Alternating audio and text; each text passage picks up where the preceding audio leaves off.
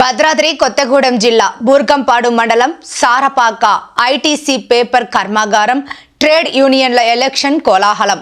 కార్మిక ఓటర్లకు ఆశ చూపిస్తున్న యూనియన్లు గత 30 సంవత్సరాలుగా ఎలక్షన్ జరుగుతూనే ఉన్నాయి. కానీ కార్మికుడు బ్రతుకు మారలేదు. ఎలక్షన్లో పోటీ చేసి గెలిచిన యూనియన్ లీడర్ మాత్రం కుబేరులవుతున్నారు. 30 సంవత్సరాలుగా 2 యూనియన్ల మధ్య పోటాపోటీగా ఉండేది. ఈసారి మాత్రం కార్మికుల ఎలక్షన్లు 3 యూనియన్లు కలిపి తెరమీదికి వచ్చాయి. కొత్త మేనిఫెస్టో, విద్యా, వైద్యం, రిటైర్డ్ అయిన కార్మికుడికి పెన్షన్ సదుపాయం, బదిలీ ఉద్యోగస్తుడికి ఎటువంటి డబ్బులు లేకుండా ఉద్యోగస్తుడు రిటైర్డ్ అయిన తర్వాత పెన్షన్, మెడికల్ ఉండేలా ఇప్పటి వరకు కంపెనీ నుంచి కార్మికుడికి రావాల్సిన న్యాయబద్ధమైన బెనిఫిట్స్ కూడా కార్మికుడికి కల్పిస్తామని, గతంలో ఉన్న యూనియన్లు కంపెనీలకు తొత్తుగా మారి కార్మికుడికి అన్యాయం చేశాయని BRTU, CITU, IEU, SC, ST, BC, minority organisation యూనియన్లను కలిపి పోటీ చేస్తున్న తరుణంలో బాణం గుర్తుకు మీ అమూల్యమైన ఓటు వేయాలని కార్మికులకు సూచించారు. కట్టాలి, 20 లక్షలు కట్టాలా? మీరు గెలిచిన తర్వాత అది ఉంటుందా?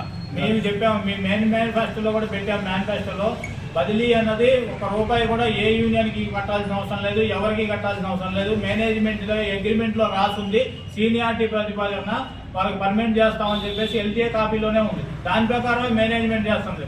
వీరేం చేస్తున్నారు, లోపాయకరంగా మేనేజ్మెంట్ కుమ్మక్క అయిపోయి వారు డబ్బులు ఇచ్చిందాక లిస్టు ఓపెన్ చేయకుండా వాళ్ళని మానసికంగా మనోవేదన గురి చేసి ఆ డబ్బులు ఇచ్చిన తర్వాతే అది లిస్టులు అనేది ఓపెన్ చేస్తున్నారు.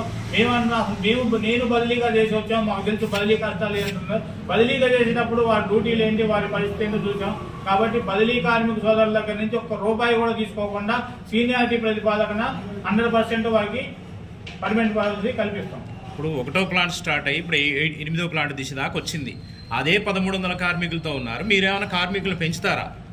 ఇప్పుడు వరకు కంపెనీలో మ్యాన్ పవర్ తీయటం అన్నదా ఎక్కడైనా సరే, ఏ కంపెనీలో చూసుకున్నా సరే, ఒకవేళ ఆటోమేషన్ మిషన్ వచ్చినప్పుడు అతను తీసేటటువంటి పరిస్థితి ఉంది. కానీ ఇక్కడ మన దౌర్భాగ్యం ఏంటంటే వీరి కాంట్రాక్టుల కోసం ఇక్కడ ఉన్నటువంటి ఎంప్లాయీస్ని తీసి క్యాజువల్ని పెట్టడం, లేదంటే అవుట్సోర్సింగ్ పేరును మనందరూ చూస్తూనే ఉన్నాం. బూర్గంపాడు, లక్ష్మీపురం, బంజారా, సంజీవరెడ్డి పాలెం, ఎన్ని చోట్ల ఎన్ని గోడౌన్లు ఉన్నాయి, ఎన్ని రివెండర్లు ఉన్నాయి, షేటర్లు ఉన్నాయి. ఇవన్నీ కూడా లోపల ఉంటే ఎంతమందికి ఉపాధి అవకాశాలు కల్పించాయి. కానీ వారు గొడవలు తీసుకోవడం, వారు షీటర్లు తీసుకోవడం కోసం వీళ్ళు యూనియన్ లీడర్లే అవుట్సోర్సింగ్ ఇచ్చి మ్యాన్ పవర్ని తగ్గిస్తున్నారు. మేము చెప్పాం, మొన్న గేట్ మీటింగ్లో కూడా చెప్పాం, కార్మికులందరి సమక్షంలో చెప్పాం. మేము రిటైర్డ్ అయిపోయిన దాకా 14వ వేతన ఒప్పందం చేసి కమిటీలో ఉన్న ఏ ఒక్క కార్యవర్గ సభ్యుడు కూడా కంపెనీ రిటైర్డ్ అయిందా కూడా కంపెనీలు ఎటువంటి కాంట్రాక్టులు కానీ ఎటువంటి లావాదేవీలు కానీ ఉండేటటువంటి ప్రసక్తి లేదని చెప్పి క్లియర్ కట్గా మొన్న కూడా చెప్పాం. కాబట్టి మేము మ్యాన్ పవర్ తీసేటటువంటి పరిస్థితి లేదు. ఉన్న మ్యాన్ పవర్ని కాపాడుకుంటూ మిషన్లు పెరుగుతున్న కొద్దీ మ్యాన్ పవర్ పెంచుకుంటూ ఐటీసీలో కార్మికులు పనిచేస్తున్నారు. పిఎఫ్ సంబంధించిన కార్మికుడు ఎవరైనా చనిపోతే దాన్ని మీరు కొన్ని సంఘాలు తీసుకెళ్ళి, మీ పార్టీ సంఘాలు తీసుకెళ్ళి ధర్నా చేస్తే తప్ప ఐటీసీ దిగి రావట్లేదు. అలా లేకుండా పర్మనెంట్గా ఏదైనా జీవో తీసుకురాగలుగుతారా? 100%. మేము ఇప్పుడు ఒక పర్మనెంట్ ఎంప్లాయీ చనిపోతే ఆ కుటుంబానికి ఇచ్చేది, మేనేజ్మెంట్ నుంచి ఇచ్చేది దరిద్రంగా 1,25,000 మాత్రమే. చెప్పండి మీరు, 1,25,000 ఆ కుటుంబం బాధ్యత తిరుగుతుందా? వారి భవిష్యత్తుకి సరిపోద్దా? పిల్లల భవిష్యత్తుకి కానీ అది 1,25,000 అంటే చూడండి, 13 వేతన ఒప్పందాలు చేసి కూడా కనీసం కార్మికుడు మధ్యలో చనిపోతే, సర్వీస్ మధ్యలో చనిపోతే 1,25,000 కుటుంబాన్ని ఏ విధంగా పోషించగలుగుతారు, ఎలా బతుకుతారు? మేమేమంటున్నామంటే, ఏ కార్మికుడు బయట చనిపోతే, బయట అనారోగ్యంతో చనిపోయినా, ఎక్కడ చనిపోయినా సరే ఆ కుటుంబానికి, ఆ కుటుంబంలో నుంచి ఒక ఉద్యోగం ఇచ్చాడు. ఆ కంపెనీకి నష్టమైతే ఏం కాదు, కుటుంబం నుంచి ఒకరికి ఉద్యోగం కల్పిస్తామని చెప్పేసి మేము చార్ట్ ఆఫ్ డిమాండ్ మేనిఫెస్టోలో పెడతాం. మేము దాన్ని 100% సాధించడానికి ట్రై చేస్తాం. ఇంకొకటి మిత్రులారా, ఇప్పటి వరకు చాలా బయట సమాజం ఏంటంటే ఎంప్లాయీ పర్వాలేదు, మంచి ఉద్యోగస్తులు అని అనుకుంటున్నారు. కానీ ఉన్న వాస్తవం ఏంటంటే, మెడికల్గా ఒక ఎంప్లాయీ సిక్ అయితే ఇవాళ బయట చందాలు వేసుకొని ఆ మెడికల్ చేయించవలసిన దుష్పరిణామాలు ఈ మిల్లులో కనబడతా ఉన్నాయి. దానికి ప్రత్యేక ఎగ్జాంపుల్గా మొన్న జరిగిన రోటరీ మీటింగ్లో కూడా కంపెనీకి సంబంధించిన ఒక అధికారి ఒక వర్క్షాప్లో చేస్తున్న బదిలీ కార్మికుడికి క్యాన్సర్ వచ్చింది. అతనికి ఆల్రెడీ స్కీమ్ అయిపోయింది. కాబట్టి మీ తరపున ఏమన్నా డొనేషన్ ఇవ్వండి అని చెప్పేసి ఇంత పెద్ద మల్టీనేషనల్ కంపెనీ ఇవాళ బయట అప్పీల్ చేస్తుందంటే, ఇప్పటి వరకు వేతనొప్పందాలు చేసినటువంటి నాయకులు ఏ విధంగా కార్మికుల్ని మభ్యపెట్టి దోచుకుతున్నారో ఒక్కసారి అర్థం చేసుకోండి. మెడికల్ ఈ రోజు ఉన్నటువంటి పరిణామాల్లో 4 సంవత్సరాలకి వాళ్ళు ఇచ్చేది కేవలం క్రానికల్కి 13 లక్షలు, నార్మల్ మెడికల్కి ఏమో 8.5 లక్షలు ఇస్తున్నారు. ఇవాళ కరోనా వచ్చిన దగ్గర నుంచి మనకి మెడికల్గా బయట ఎంత ఖర్చు అవుతుందో మనం చూస్తూనే ఉన్నాం. ఇవాళ బయట ఉన్నటువంటి ఒక సాధారణ పౌరునికి గవర్నమెంట్ ఇవాళ 15 లక్షల రూపాయలు ఇస్తా ఉంది ఆరోగ్యశ్రీ ద్వారా. కానీ ఇవాళ కంపెనీ ఇంత పెద్ద మల్టీనేషనల్ కంపెనీలో పనిచేస్తున్నా కానీ ఎంప్లాయీ కానీ బదిలీ కానీ ఎటువంటి మెడికల్ లేకుండా ఇవాళ ఇబ్బంది పడతా ఉన్నారు. ఇది ఒకటి గమనంలో ఉంచుకోవాల్సిన అవసరం ఉంది. అదేవిధంగా ఇవాళ ఈ 2 సంఘాలు ఎలా ఉన్నాయంటే థర్డ్ ప్లేస్ కోసం ఎక్కడ రాదో అని చెప్పేసి భయంతో వాళ్ళు ఉన్నారు తప్ప గెలుపు కాదు. వాళ్ళిద్దట్లో ఐఎన్టీసీ టీఎన్టీసీ 2 థర్డ్ ప్లేస్ కోసమే కొట్లాడుతూ ఉన్నాయి. బీఆర్డీ మిత్రపక్షాలు గెలవబోతున్నాయి, ఇది సత్యం.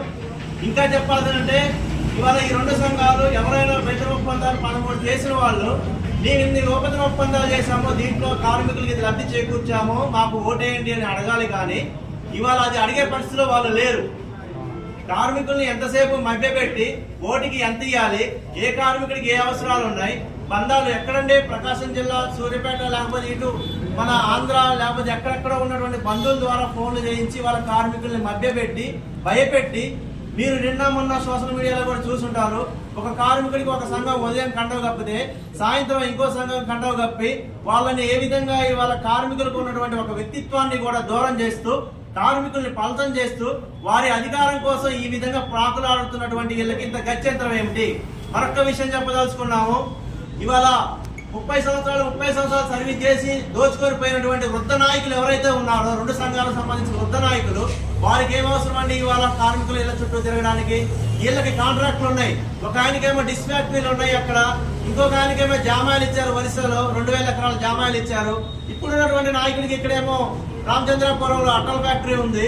ఈ విధంగా కంపెనీ దగ్గర కాంట్రాక్ట్ ఉన్నటువంటి నాయకులు ఏ విధంగా కార్మికులకు మేలు చేస్తారో ఒక్కసారి ఆలోచించాలని చెప్పేసి 50 మంది కార్మికులను మీ ద్వారా కోరుతా ఉన్నాను.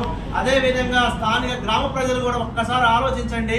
మీ బిడ్డలకు ఇక్కడ ఉద్యోగాలు రా 13 వేతన ఒప్పందాలు మన పరిశ్రమలో అయ్యాయి. 13 వేతన ఒప్పందాల్లో వేతన ఒప్పందం జరుగుతుంది అంటే కార్మికులు ఏమని కోరుకుంటున్నారు? మాకు మంచి వేతనాలు పెరుగుతాయి, మంచి వైద్యం వస్తుంది, మా పిల్లలకి మంచి ఉన్నత విద్యా భవిష్యత్తు వస్తుంది అని కోరుకుంటారు. కానీ మన కంపెనీలో ఏం జరుగుతుంది అంటే మనం రోజు రోజుకి దిగజారిపోతున్నాము. మ్యాన్ పవర్ ల్యాప్స్ అయిపోతుంది, మ్యాన్ పవర్ డిజాల్వ్ అయిపోతుంది. అక్కడున్న స్థానికులు ఉన్న ప్లేస్లన్నీ అబాలిష్ అయిపోతున్నాయి. దాని ప్లేస్లో రావాల్సిన కాంట్రాక్ట్ కార్మికులు పర్మనెంట్ పాలసీ కూడా తగ్గిపోతుంది. మొన్నటి చూసాము 12వ వేతన ఒప్పందం ఐఎన్టీసీ వాళ్ళు చేశారు. 165 మంది మ్యాన్ పవర్, పరిశ్రమ చరిత్రలోనే అత్యధిక మ్యాన్ పవర్ని ఇచ్చారు.